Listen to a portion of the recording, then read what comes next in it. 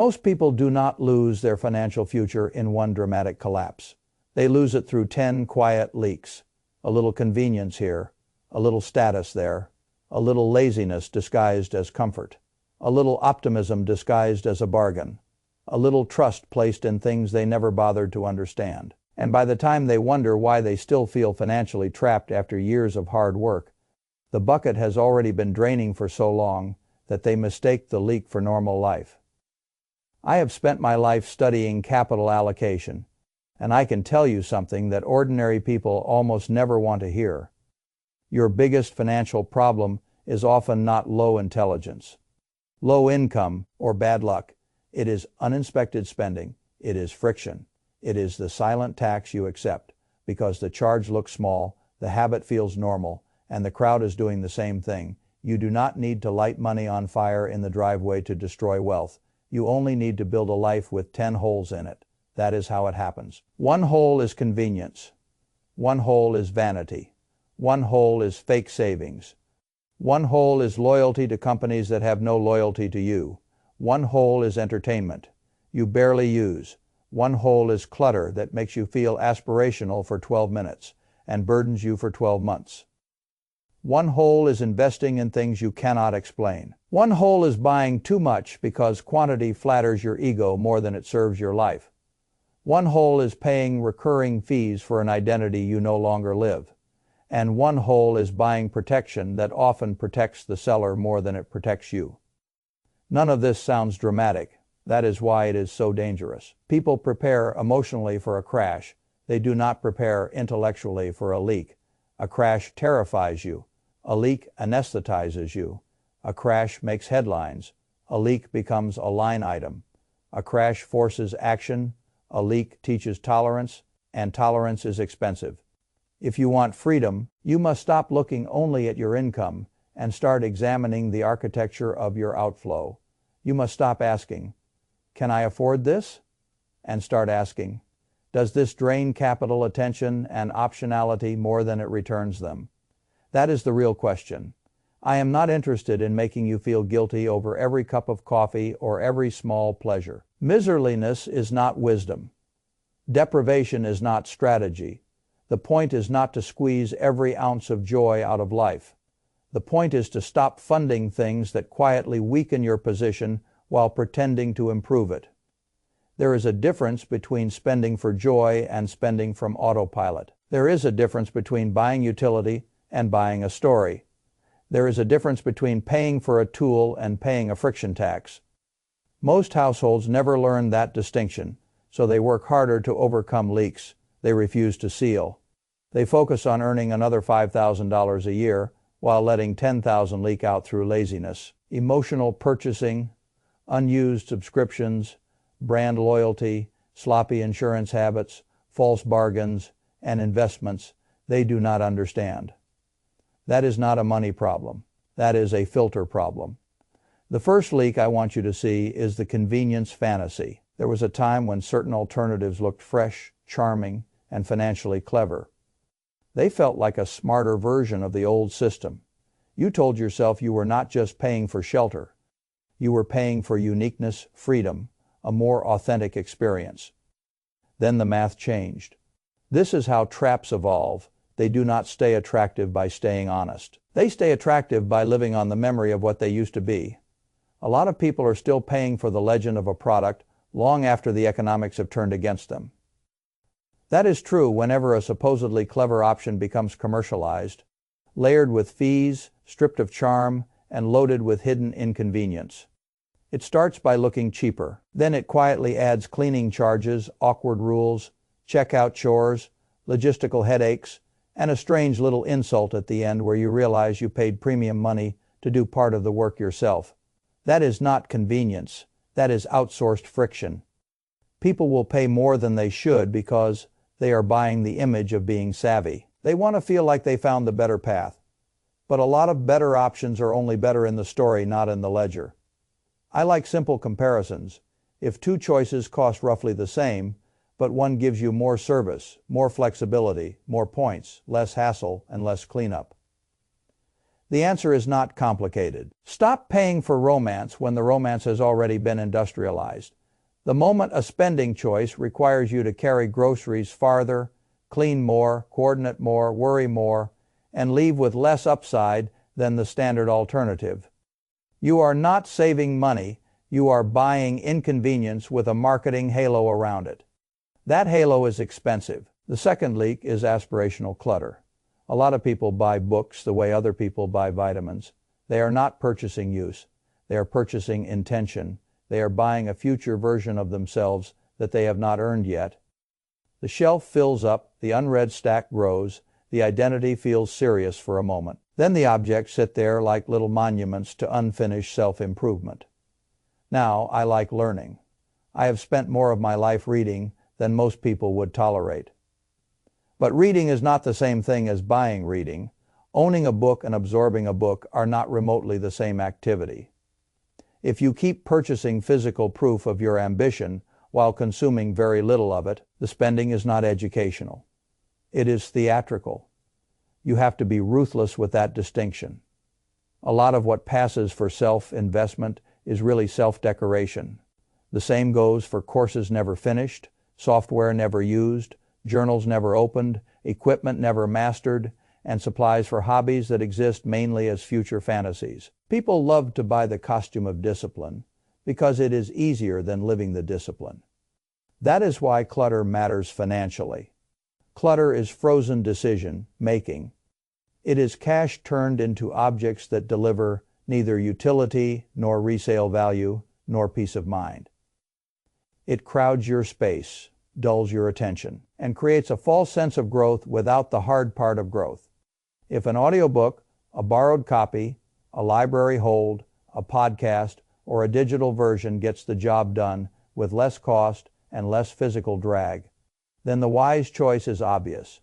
Your ego may prefer the bookshelf, your balance sheet prefers the lower friction path. The third leak is the loyalty tax.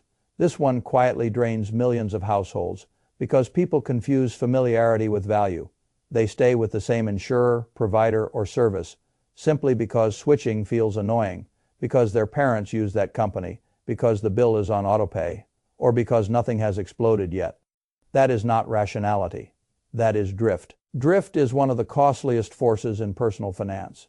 Your life changes, your driving changes, your mileage changes, your risk profile changes, your neighborhood changes, your work habits change, but the bill keeps drafting itself as if none of that happened.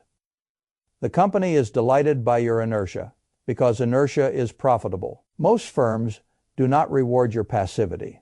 They monetize it. If you drive far less than you used to, but you are still paying as if you live on the road, you are donating margin to an institution that never asked for your permission to keep overcharging you. It just counted on your silence. That is how the loyalty tax works. It is not a fee printed on a contract. It is a behavioral premium charged to people who do not revisit old assumptions. And that pattern reaches well beyond insurance. It applies to cell phone plans, internet packages, recurring memberships, brand habits, and anything else that renews quietly in the background while your life moves on. You do not become financially stronger by earning only. You become stronger by renegotiating reality. The family that saves $40 a month by correcting one drifting bill has not merely saved $40. It has weakened the habit of passive overpayment. And once you weaken that habit, you start seeing it everywhere. That is when compounding changes sides. The fourth leak is occasion spending. This is the spending that arrives dressed as necessity. A special trip, a themed event, a wedding, a party, a conference, a weekend with a certain social code. Suddenly, a purchase that would look absurd on an ordinary Tuesday starts masquerading as reasonable because the calendar blessed it. People become temporary hostages to context. They buy the hat for the rodeo, the dress for the one evening, the shoes for the photo, the gadget for the trip, the accessories for the moment. Then the moment ends and the object becomes dead inventory. One use, full price, zero future role. That is poor capital allocation. The emotional mechanism here is very simple. You want to avoid feeling underdressed, out of place, or visually inferior in a highly specific setting. So you buy relief, not utility relief. Relief is often the most overpriced product in the economy. If you will use something repeatedly, that is one discussion. Repeated utility can justify spending. But if you are solving a 3-hour emotion with a 3-year object, you are usually making a bad trade. This is why wealthy-looking people often stay financially weak. Their money goes toward managing moments instead of strengthening systems. Moments vanish. Systems remain. A strong financial life is built when you stop letting temporary social pressure make permanent claims on your capital. You do not need a house full of souvenirs from your insecurity. You need a filter. If the item will not survive beyond the event in any meaningful way, the purchase should face brutal scrutiny. The 5th leak is entertainment rent. I have nothing against entertainment. What I oppose is expensive entertainment that has quietly lost its ratio. A lot of people are still paying monthly for the idea of being the sort of person who uses a service, not for the actual hours of enjoyment they receive. That distinction matters. If a service costs a little and you use it a lot, fine. That can be one of the best bargains in life. But if the price keeps rising while your actual usage stays tiny, you are renting identity. You are paying to preserve access to a version of yourself that barely shows up. This happens all the time with television packages. Premium streaming bundles, sports subscriptions, software plans, news packages, and other forms of recurring entertainment.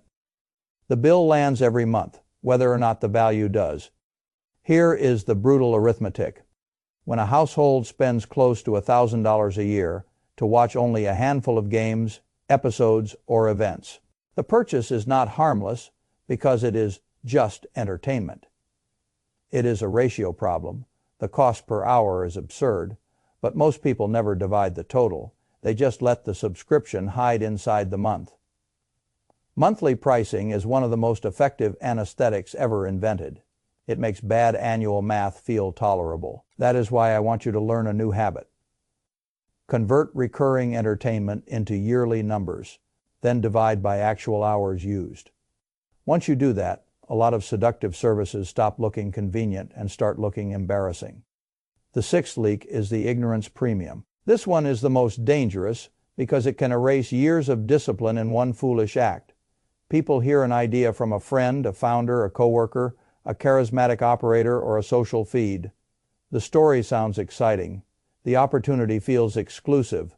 They do not want to miss out.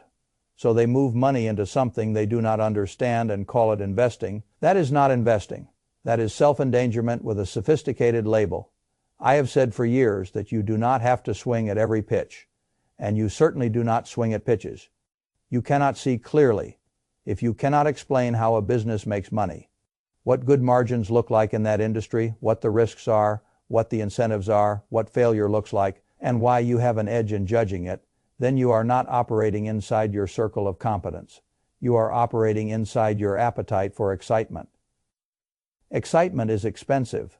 Plenty of people lose money not because they are foolish in general, but because they briefly become humble in the wrong place. They trust someone else's confidence more than their own ignorance.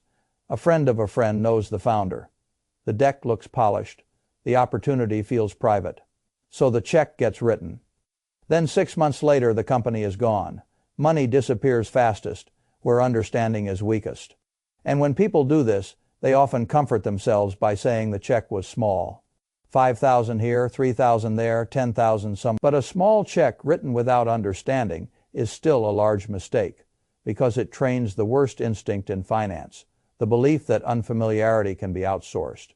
It cannot. You can delegate tasks. You cannot delegate comprehension and expect safety. This is why broad funds, cash instruments, you understand straightforward bonds, and simple vehicles often beat flashy private opportunities for ordinary people. It is not because simplicity is glamorous, it is because simplicity is legible. Legibility protects capital, confusion invites stories. Stories invite losses. The 7th leak is quantity theater. People love bulk, because bulk flatters the primitive part of the brain that equates more with better. A full cart feels like victory. A warehouse purchase feels efficient. A giant pack feels like discipline. But none of that matters if the real end of the transaction is the trash can. Waste is not savings. Buying too much food because the unit price looks lower is one of the oldest household illusions in existence. It looks rational at the store and irrational in the refrigerator. The milk expires, the meat turns, the eggs outlast your appetite, produce wilts. You do not consume the bargain, you dispose of it. That is not frugality. That is decaying inventory. Businesses understand this. Unsold inventory is not a sign of prudence. It is trapped capital. Yet families will load their homes with perishable goods. They are unlikely to use and tell themselves they saved money because the sticker price per unit was lower. No, you only save money on what you actually use. The rest is theater, and there is another hidden cost. Oversized buying often licenses oversized consumption. When abundance is sitting in front of you, restraint usually weakens. So the same habit that was supposed to save money can distort your eating, your planning, your waste, and your attention. The right question is never, is this cheaper in bulk? The right question is, will this convert cleanly into use before it converts into waste? If the answer is uncertain, the bargain is weaker than it appears. The eighth leak is the fake bargain. This one is everywhere because retailers understand a sad truth about human nature. Most people would rather feel smart than actually be disciplined. So stores create the feeling of victory through discount language, sale, clearance, limited time, 40% off, buy more, save more, members only. Final markdown. And just like that, an unnecessary purchase starts feeling like financial responsibility. It is nonsense. You did not save $600 if you spent $300 on clothes, gadgets, decor, or accessories you were never planning to buy in the first place. You converted money into merchandise under the influence of urgency. The discount did not create discipline. It bypassed it. This is one of the most useful mental flips in finance. If you were not already going to buy it, the sale price is not your savings. The amount you spent is your spending. Once you internalize that sentence, a lot of retail magic breaks. The sale does not exist to strengthen your household. It exists to move inventory.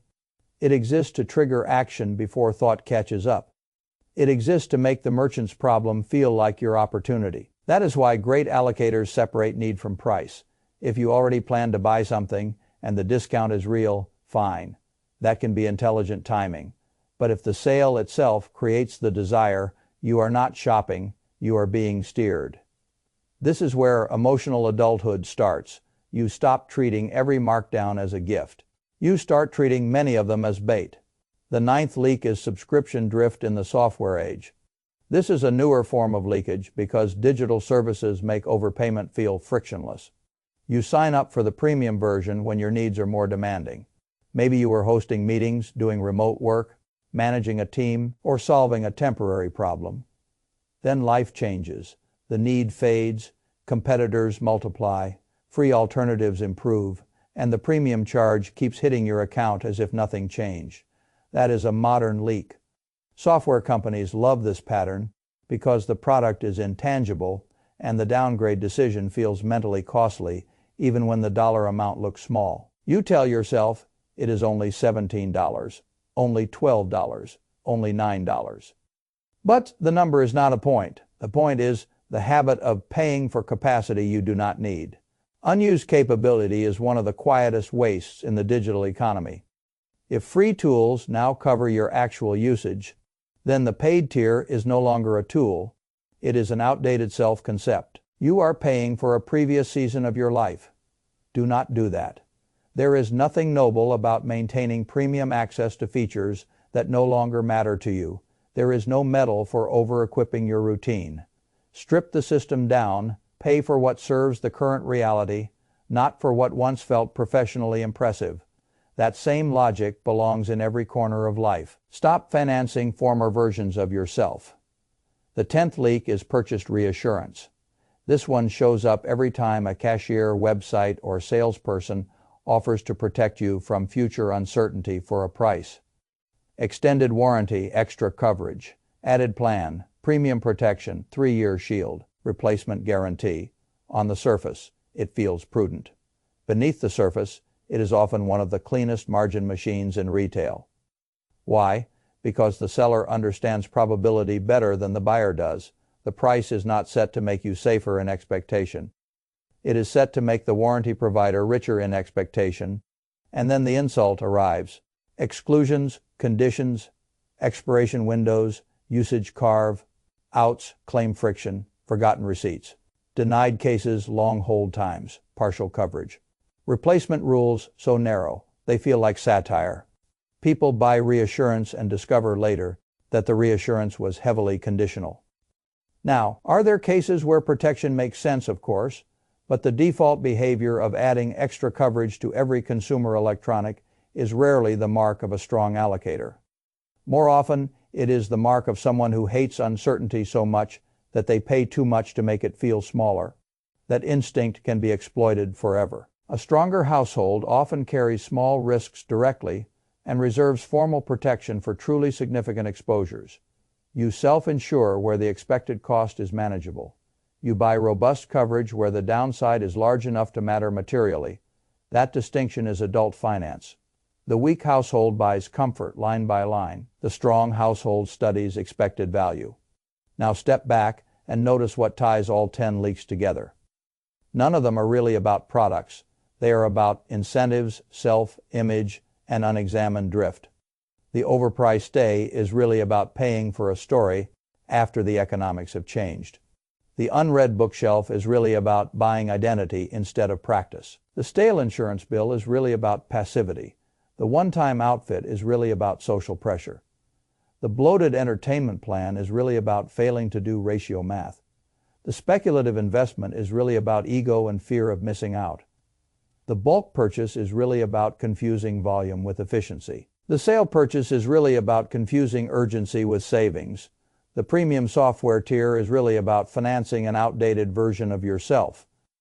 The extended warranty is really about paying retail rates for emotional relief.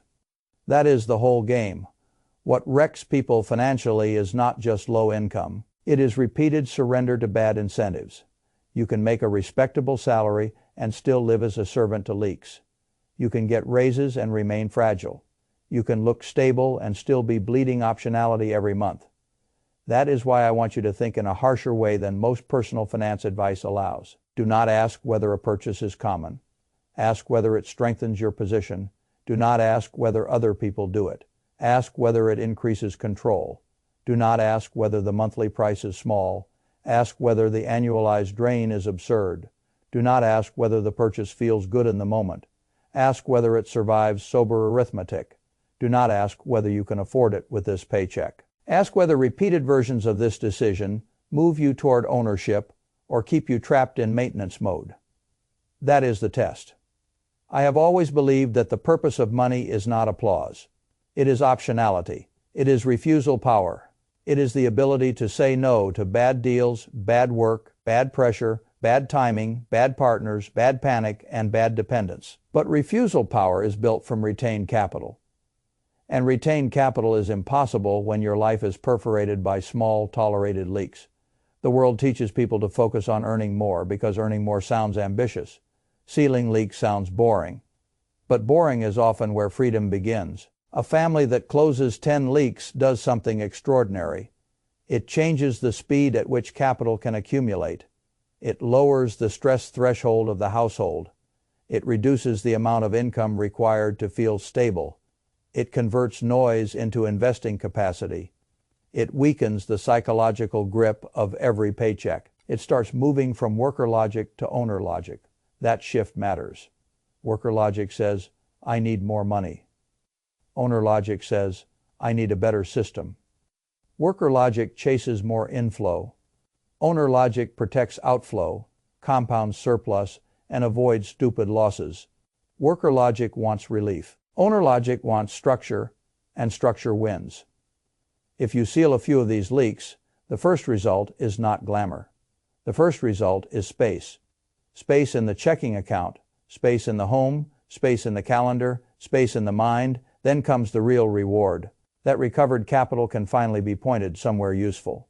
Savings, index funds, treasury bills, debt reduction. A real emergency reserve. A vacation you can actually enjoy because you are not financing it on top of chaos. A small business idea you understand, a skill you will truly use real ownership. That is the hidden power of subtraction.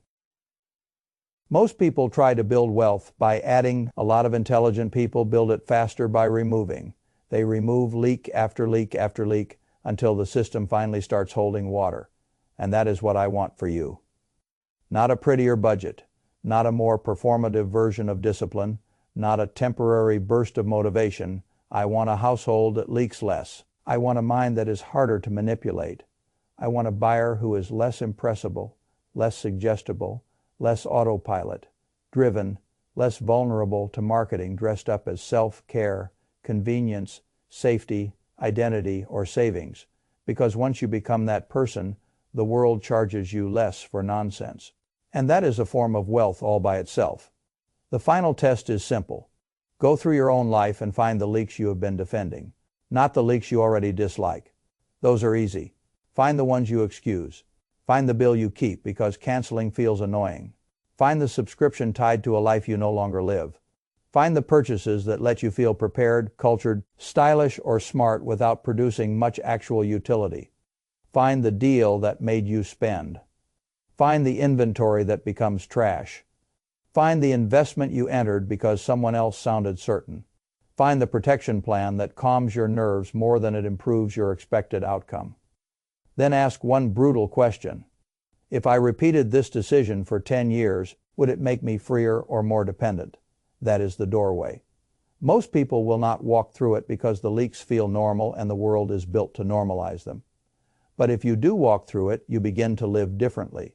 You become less available for manipulation, less willing to pay for convenience theater, less likely to subsidize your own clutter, less eager to rent identity, less vulnerable to hidden taxes disguised as lifestyle. And when you stop bleeding in 10 small places, you do not need miracles. You need time. Time to let discipline turn into surplus. Time to let surplus turn into capital. Time to let capital turn into independence. That is how the bucket fills. Not through drama, through refusal. So here is the choice. You can keep hunting for bigger income while your life leaks from every seam and wonder why progress still feels slow. Or you can become the kind of person who seals the holes first, protects the water, and finally gives compounding something to work with. One path keeps you busy. The other path makes you dangerous. Choose carefully.